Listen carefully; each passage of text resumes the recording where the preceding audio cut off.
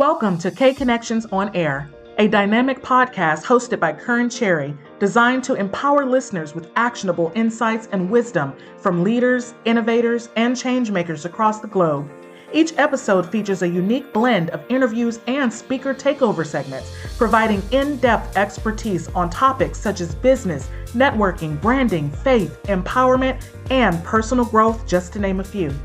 With over 200 plus speakers featured from Kearn's events, KKonnections On Air brings you powerful voices and thought-provoking discussions that inspire personal and professional transformation. Whether you're looking to elevate your career, build your brand, or deepen your faith, this podcast delivers valuable takeaways to help you unlock new opportunities and build a lasting legacy. Welcome back to KKonnections On Air. I'm thrilled to introduce tonight's incredible guest, Dr. Avis Jones-DeWeever, a powerhouse in the world of business, growth, and media strategy.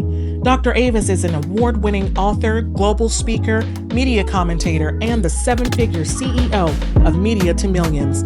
With over a decade of experience, she's mastered the art of high-ticket and ultra-high-ticket sales, and tonight she's sharing her expertise on how to turn media into money.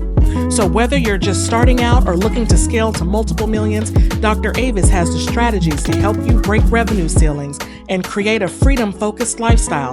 Grab your notepad, get ready to take action, and let's dive into tonight's episode. And let me tell you, media is the key. How do I know that? Because I have been through a situation that I'm sure millions have experienced or are experiencing right now. You know, it wasn't that long ago, a few years back, where I found myself having to step away from what I thought at the time was my dream job. You know, I don't know if any of you have ever had the experience where you've been in a very, situation that seems very prestigious from the outside, something that you thought that you wanted, but when you get there, you find out that all that glitters is not gold. In fact, you find out that there are some situations going on that are potentially damaging to your own professional reputation, that are dangerous, that are unethical, perhaps even. And you have to make a decision about whether or not you want to sort of ride that out and hope that things turn out okay or leave. You know, I made the decision when I was faced with such a decision to leave.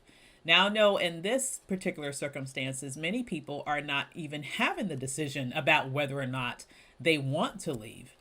Many people, unfortunately, are having that decision made for them.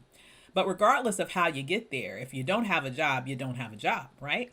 So I found myself for the first time in my life without a job, without a new one that was waiting for me. Previous to that, I had done the normal career trajectory, right? Where you leave one job after you've already gotten the next job and you just wait to roll right into the next one. Well, this wasn't going on this time. This was the first time that I was really fully unemployed and did not know where my next check would come from. And I found myself in that situation also in a very sort of precarious moment in my life. I have to tell you, I clean up pretty good, but I have to tell you, I'm not a super duper, high maintenance person at all. If I would have had to, basically couch surf until I found my next job, I would have been willing to do that if I was by myself. But I wasn't by myself.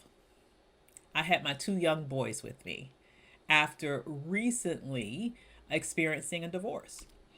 And so for me, the ability to make it, to find a way to make it, was not just an issue of me being okay. It was an issue of me being able to create a life that would make sure that my boys were okay. And not only be able to give them a minimal level of existence, okay? I wanted to be able to create for them a lifestyle on this now one income that really wasn't there yet, but I knew I could make it happen at some point that would be commensurate to what they had experienced at a minimum when they had two incomes coming into the household. So here I am with zero incomes coming into the household. And what do I do to face that moment and turn the situation around? Well, I have to tell you, I did a little soul searching and self searching. I did a little revenue examination of my assets. And when I'm saying assets right now, I'm not even talking about monetary assets.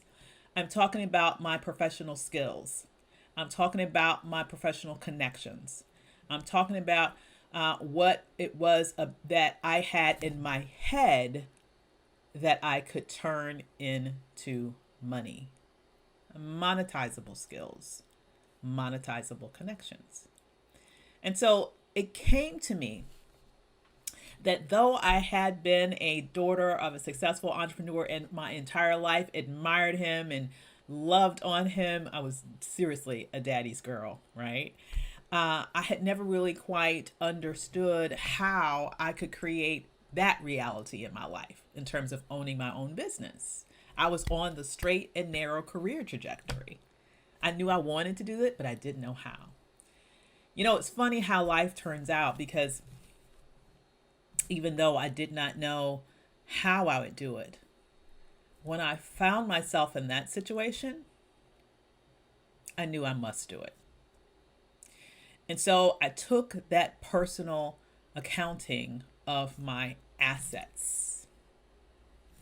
And I thought to myself, self, you have a great deal of skills that people who you know could use in their businesses. You could at least start as a consultant. You could at least start perhaps as a speaker, right? And that became the beginning of my business. So when I started along this path and I got my first client, I said, okay, this is good. This is enough to at least give me a lifeline so that I have some income coming into the house. But it was nowhere near where I needed to be in order to be able to create the same standard of living for my two boys that they had when I was married to their father. And so I knew I need to accelerate the level of income that was coming into my business. And I knew I had to do it quickly. And then I started to think even more big. I thought about my experience as the daughter of an entrepreneur. And I thought about the fact that because my father, who had just a second grade education and grew up in the Jim Crow South, was able to grow a business that was so successful, it allowed me to go to college completely debt free, all the way up to a PhD. I started to say, what if I could build a business that could do the same things for my son? What if the goal is not just to match two incomes in the household that we used to have? What if the goal was to accelerate this business and grow it to such a level that my children could ultimately go to college debt free? And so when I set those goals, I started to think about what could I do to make my business not just survive this precarious moment? What could I do to make sure my business could thrive? And I thought about another asset that I had in my back pocket that I had not yet used. And I want to tell you, this asset made all of the all of the difference in my business, and it did make the business.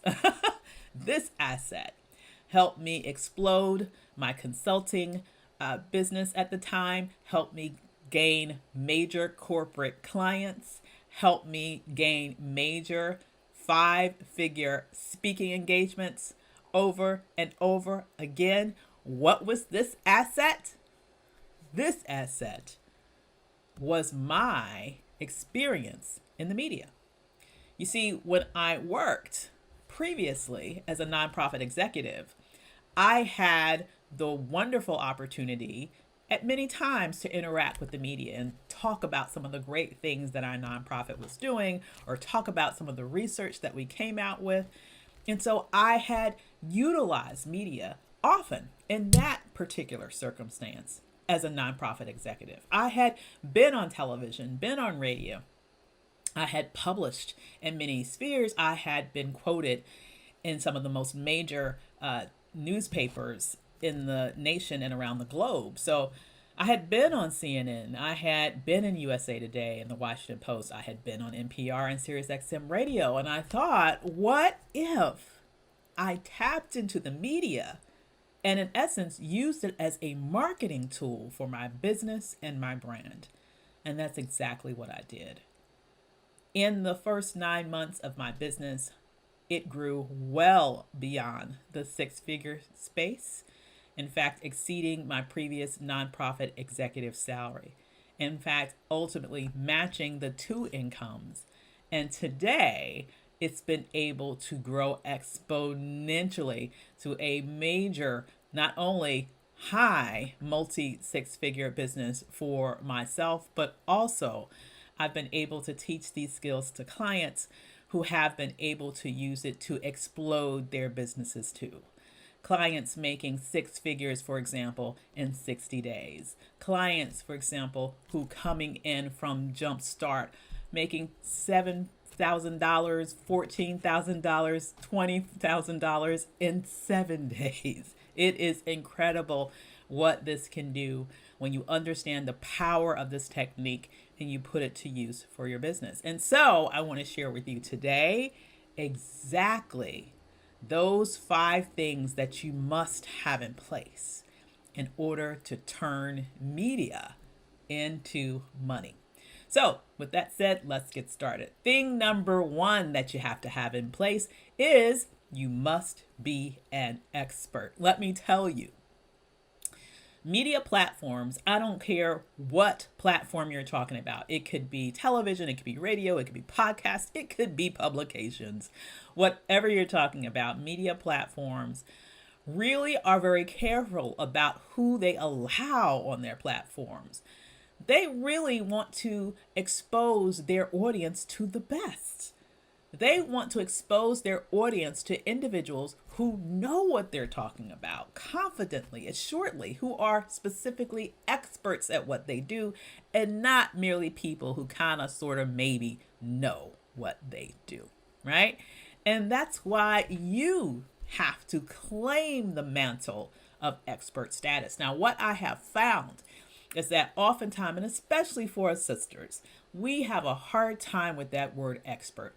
We may have done a thing well for 20 years, but we don't want to call ourselves an expert. We may have written books on a thing that have been bestsellers, but we don't want to call ourselves an expert. We may be teaching people right now under us how to do that thing each and every day, but we don't want to call ourselves an expert. What I want to tell you is that nobody's going to call you an expert until you call yourself an expert first. You have to claim expert status. You don't wait for anybody else to bestow that upon you.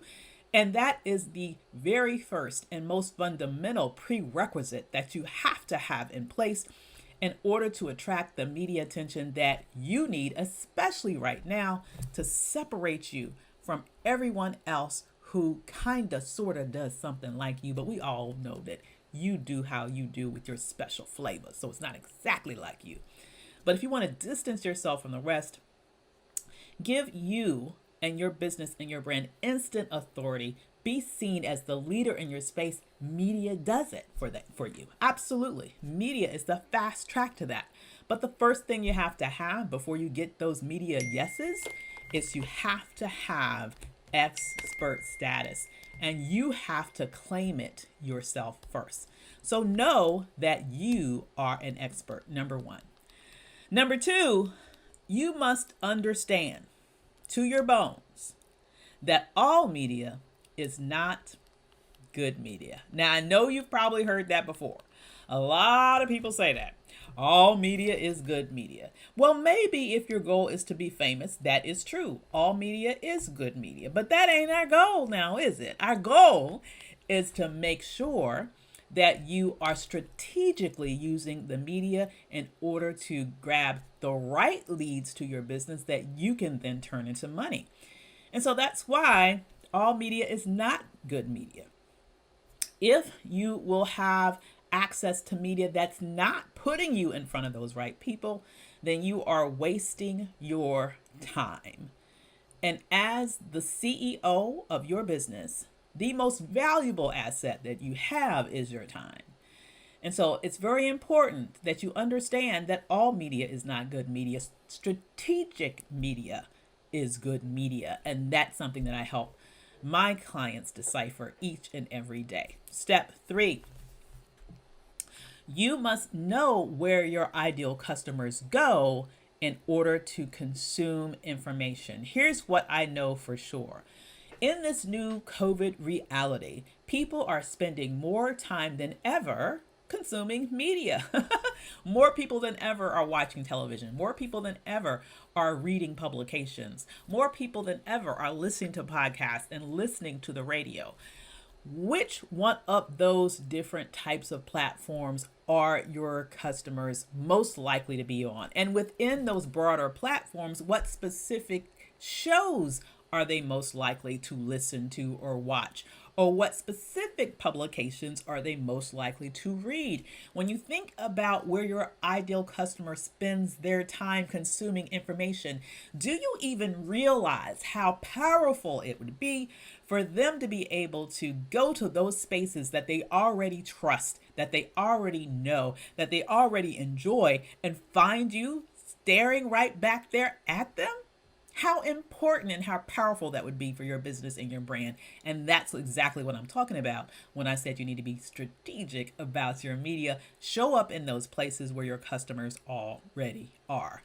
Number 4, you've got to know how to get past the gatekeepers. Hello.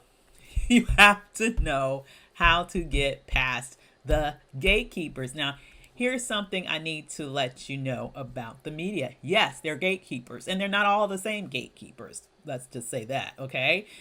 So if you're talking about trying to get on television, radio, podcast, you're typically going to be working with producers. They are the gatekeepers. If you're talking about getting in a publication, the editors are typically the gatekeepers. In essence, these are the people with that red velvet rope, kind of like a red velvet rope that we have oftentimes seen, like if you go into that hot club and it's that red velvet rope there and there are people lined up out the door and they let some people in and they leave some people out. Well, these gatekeepers are in essence like the person with that red velvet rope. There's an abundance of people who want to show up in the media, but they are the ones who decide, who am I going to let in? Who am I going to keep out? Now, you need to know how to get past them. And how do you do that? You get past them by writing a killer perfect pitch. And that's something that I help people with all of the time. In fact, I have a free class that I do on that, a masterclass, the perfect media pitch masterclass that I often periodically, and I have the next one coming up in a matter of days. Okay. You can find out more about that and attend this free class by going to perfectmediapitch.com. Get your information and sign up now. Perfectmediapitch.com. We walk you through the process over the course of 5 days, step by step, around how you can develop your perfect pitch. And by the end of that presentation of all of those days, your perfect pitch will be fully crafted, and you can take that and pitch it to the platform or platforms of your choice. That is how you get through the gatekeepers. And that is my gift to you right now, of free access to that training so that you can create your perfect pitch. And number 5, you must understand that when you have that perfect pitch together, you have to follow up. Follow up is king. Here is what I know for sure. Producers and editors, they get tons of emails. They do get tons of pitches all the time. So what I want to tell you right now is when you craft that perfect pitch, send it. But if you don't hear back from them within the next 48 hours, send it again. Send them a reminder. Say, hey, I want to push this to the top of your inbox. Oftentimes, they just don't see it. So don't give up. Keep showing up. Those are my 5 tips for you that will help you understand how to turn media into money. Listen, we have been able to see tremendous outcomes, not only for me, because I could tell you about how much money I made, and I know a lot of people like to do that. But what's more important to me is to see the examples of my clients whose businesses have taken off because they understand the concept, especially right now, of how to put their businesses in front of their customers, the right people right now, exactly when we have a captive audience of millions, specifically because of this COVID crisis. This is the best time right now to turn media into money.